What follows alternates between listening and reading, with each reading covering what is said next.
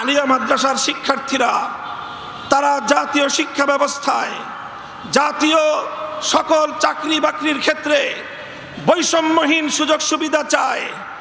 এক্ষেত্রে মেধার ভিত্তিতে সকলের জন্য সকল ব্যবস্থায় যত ধরনের বৈষম্যমূলক নীতি রয়েছে, বৈষম্যমূলক ব্যবস্থা এবং আইন রয়েছে, সেগুলোর বিলোপ করতে হবে।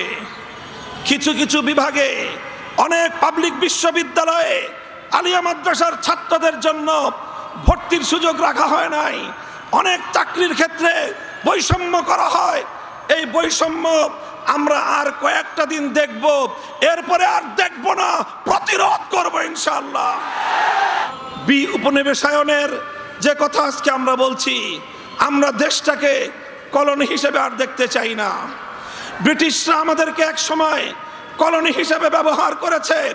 ভারত আমাদেরকে কলোনি হিসেবে ব্যবহার করবার জন্য তার সেবাদাসী শেখ হাসিনাকে বছরের পর বছর আমাদের কাঁধের উপর চাপিয়ে রাখবার অপচেষ্টা চালিয়েছে। এই অপচেষ্টার পরিণাম কি হয়েছে? ভারতকে এখান থেকে শিক্ষা গ্রহণ করবার জন্য আমি উদাত্ত আহ্বান জানাবো।